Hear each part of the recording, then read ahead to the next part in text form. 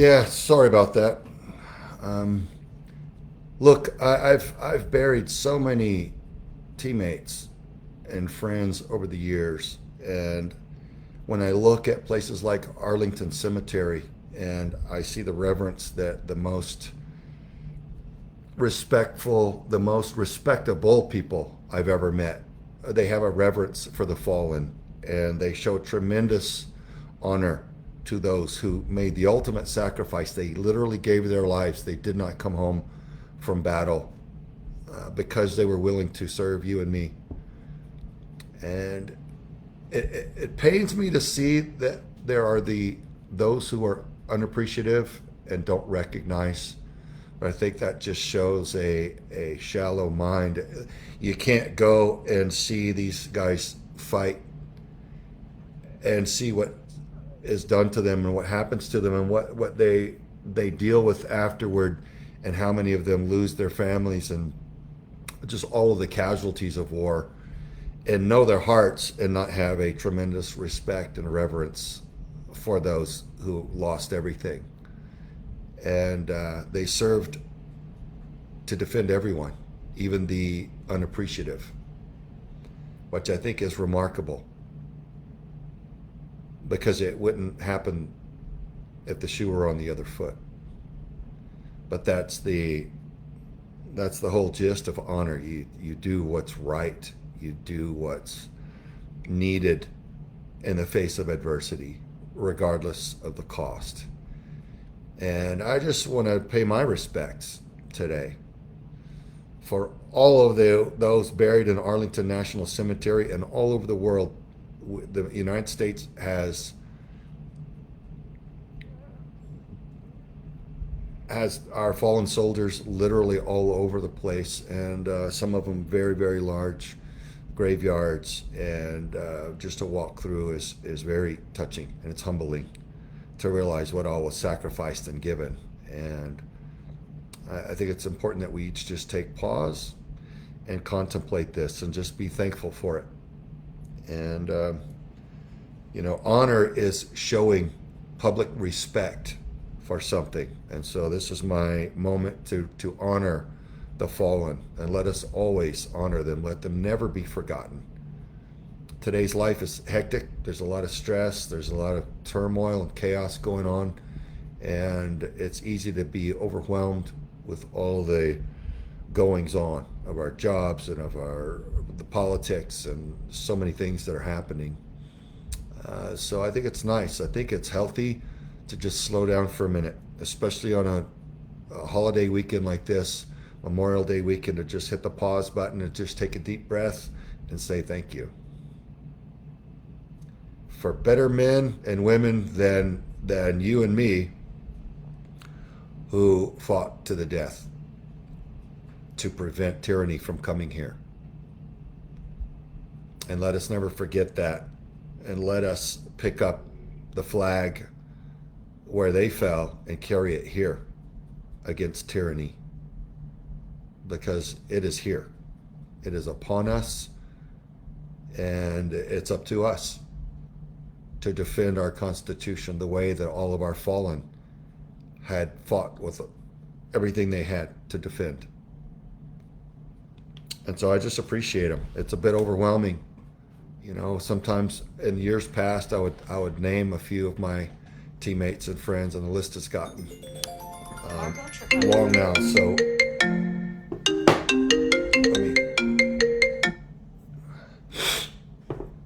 I don't want to drag out a long list, but I think some of that for me is best left private. But I just have a tremendous thanks, and I just wanted to share that. And I'd like to take some questions here at the end of this push and just chat about some of this with some of the thoughts that some of you guys have. Because I appreciate those of you that have supported my efforts and my team's efforts and addressing one of the tyrannies here, which is child trafficking, and the fight against that. I just appreciate you guys. I want to chat with you a little bit and talk about our fallen warriors, who we owe such a debt of gratitude to that we can never repay. And what a beautiful thing. And let nobody dishonor them or defile that concept. Because I'll tell you one thing, from having been on the inside and been on the inside of several other agencies and seeing from a diplomatic perspective, the soldiers not always privy to what the politicians have going on. The soldiers have to have trust and faith in their federal government that they're being sent to defend our freedom and liberty. They're out there for our national security. And they don't have the time to stop in the middle of a battle and start researching and figure out who's who. So it's up to you and me, the American citizen, the voter, to make sure that those who have signed their life away, signed on the dotted line, up to and including death, to defend our nation, defend our Constitution, that they have elected officials that are acting in good faith and will not send them to war unless it's absolutely necessary to defend our homeland. Not to send them elsewhere for police troops or any of these other abuses that pain all of us. I think if we have an appreciation for our servicemen and women, we will fight 10 times harder here and now to ensure that we have elected officials in these key positions that will take care of our troops, that will not abuse them, that will not send them for unjust wars, that will not send them to enrich the corrupt, but will send them only in good faith in defense of our homeland. That's why they signed the dotted line. So let us never, ever again start attacking the troops over something that a corrupt politician did. That's misplaced aggression. Take out your aggression on the one that actually was responsible for the wrongdoing. The troops have to have faith. And they're doing the job to the best of their ability. So let's show them nothing but love year after year, decade after decade. Okay? And let's get them the right leaders that will honor them and send them into war only when it's absolutely needed and absolutely supported to the max for absolute victory, and then bring them home swiftly, as it should be. We've got countless heroes buried all over God's green earth. They've defended all of us. Most of us, they'll never know. They never meet. Some of us appreciative, some of us not appreciative, some of us condemn and curse on them and throw bags of feces at them after they've risked their lives to defend us and come home. They fought to defend all of us. I encourage you to recalibrate America, and I trust most people that are finding my page and on this vid share the same views that I do. Is that the troops are doing the job in good faith. So it just pains me to see when they're being abused, because it's not their decisions. The troops aren't the ones that decide what wars we go to.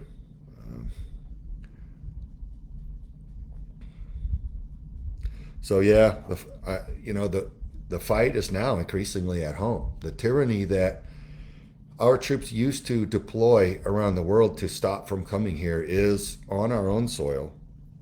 We're being betrayed. A lot of you see it. You see we're being betrayed massively. We're being lied to. There is a massive campaign of deceit. We see the corruption. We see how bad it's getting, and yet there's lies, lies, lies. And if you start trying to tell the truth, you get deleted and censored and warned.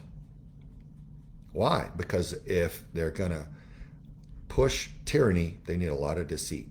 They need a lot of intimidation. They need a lot of cover-up. They need a lot of censorship to hide it. So take to the private channels. Email each other, call each other, go to the better platforms that are not so hostile, and start sharing the truth virally. Be very accurate, be very careful to vet your sources and make sure that you're right. But once you see that you're right, share with each other, and cut out these gatekeepers, these hostile gatekeepers that don't want you, the American citizen, informed. That's how we can honor the fallen.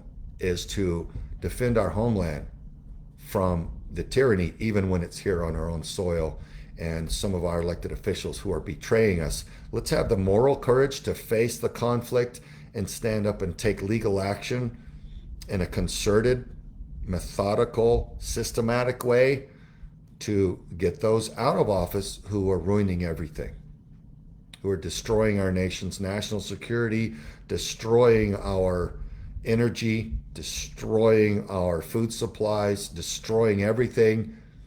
Let's get them out. Let's get people in who will honor the American people, honor our Constitution, and serve us in good faith as servant leaders, humble servant leaders, the way our founding fathers envisioned.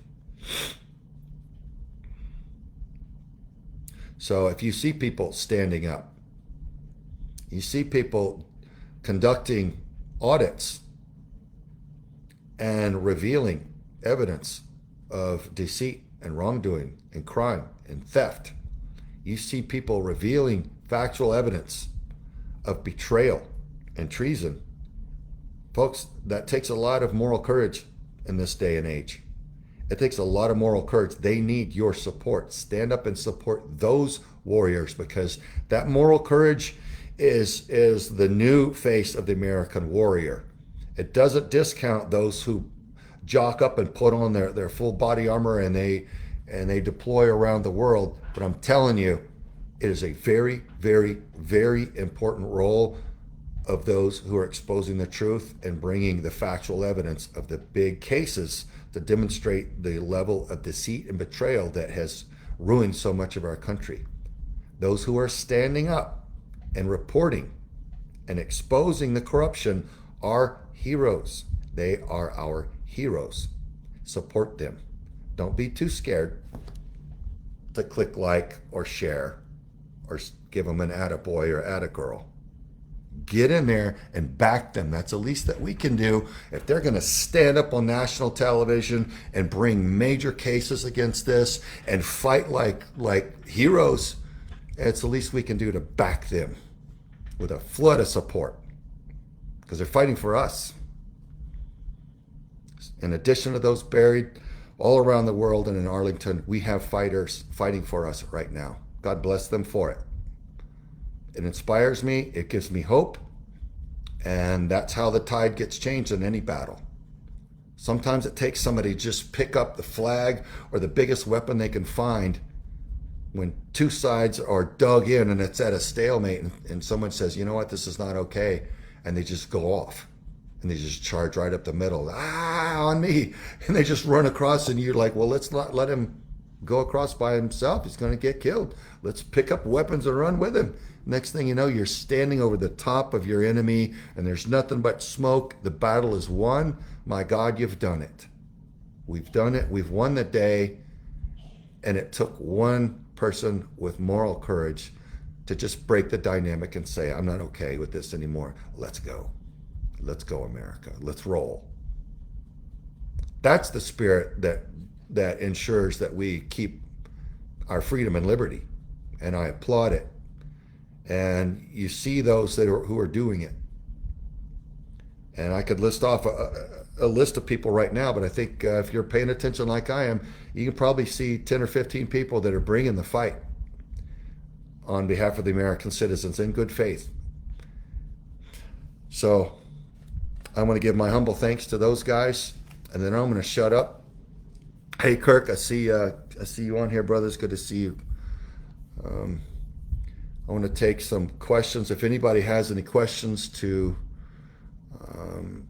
chat about any of this. I don't want to make a long talk and hear myself speak, but I just wanted to get that off my chest and express those things. It means the world to me. So, humble weekend of contemplation, and it's an honor. It's a privilege to honor those who have fought so valiantly, so heroically, and lost everything. So I'm grateful to live in this country, and boy, I take offense to anybody that wants to tear it down and bring in governments that we fought wars, and my brothers are buried trying to prevent from coming here, we have politicians in D.C. right now voting for those exact tyrannies. Communism, socialism, Marxism, big government tyrannies that have resulted in government-sponsored genocide of over 100 million people over the last century alone. Why do we have people voting for that and try to shove that through with all manner of deceit and trickery? Because they're traitors, and either they're absolutely evil or they're absolutely ignorant of history, and they don't know how that's worked out around the world over the last century. So that either way, there's no excuse. Let me see. I didn't tell my team I was going to jump on here live today, so none of them are on. I don't blame them. I intended to just lay quiet this weekend and just try to just unwind a little bit and chill with my family, but I felt strongly I wanted to express my respect this evening for our fallen, and encourage others to do so as well. And don't let anybody bully you into not doing it. These cry bullies that have no honor, and they wouldn't fight for anything. They wouldn't risk, not only would they not risk their lives, they wouldn't even risk discomfort for anybody but themselves. I don't listen to those people, what they think. None of their titles or their bank accounts or their mansions mean anything to me. I feel sorry for those people because they're morally lost. They're empty souls. I'll help them if they want help, but I don't respect them. And I don't listen to their opinion. I listen to the opinions of better men and women who are educated and world traveled and morally and spiritually know who they are and know the difference between right and wrong and know what they're fighting for and live honorable lives. All right, anybody have any questions or things that you want to bring up, guys? Yep. Todd Beamer, let's roll. Yeah, brother. What a beautiful day that was. I mean, it was a tragic day and a horrible day, but beautiful in this American spirit of saying, nope, you're not going to carry out. You're not going to carry out your mission. This plane's not going to go hit the White House. If it's to crash, let it crash here. But you ain't hitting the White House with us in it. Just sitting here, cooperating with you without a fight.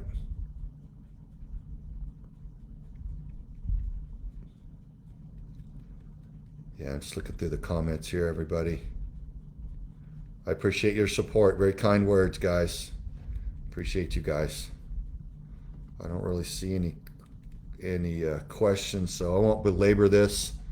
I'll just say, hey, thanks for your continued support for Veterans for Child Rescue. We do have a new TV show in the works. We've got a new radio show that we've already started. First episode aired on Friday. And we're going to have 2 episodes each week, so I'm grateful for that. A podcast and a documentary series, in addition to our new joint operations with federal and local law enforcement and our growing investigations team. So there's a lot happening with Vets for Child Rescue, and it's a lot of heavy lifting behind the scenes, but it's adding up to something very, very powerful and important. And I'm just so grateful for the connections that we are developing and that the momentum of what's lining up for this humble little org with such an ambitious mission to change the culture of the United States to one that is, once again, defensive of children rather than diabolically abusive of rape, torture, and murder of our children and selling them at an industrial scale. And I'll just say it before I sign off. My wife told me once, she said, we like to say God bless the USA, but how can he bless our country when we are defiling his most precious and innocent at an industrial scale? When rape and torture of little children, people are taking diapers off babies and raping them on an industrial scale. How can God bless the USA when we've allowed for his most precious and innocent to be destroyed in this way? So I'm on this like a dog on a bone. I won't let loose. I believe this is the right thing for me to do, expose and combat child trafficking. I believe the Bible, and when it says that you shouldn't defile his little ones. And so that's what I'm all about. And this world does not like for me to expose it. 38 to 50 billion dollars. I'm stepping on a lot of toes, but it needs to happen. And it's an honor, a privilege to do it. So I appreciate you guys' support. Again, folks, honor the fallen. Don't let anybody deter you from it. And I appreciate you guys. So I hope you relax and enjoy the rest of this Memorial Day weekend where we humbly contemplate the gift of freedom and liberty that has been so expensively won and maintained for us by the fallen. Okay? God bless. We'll see you.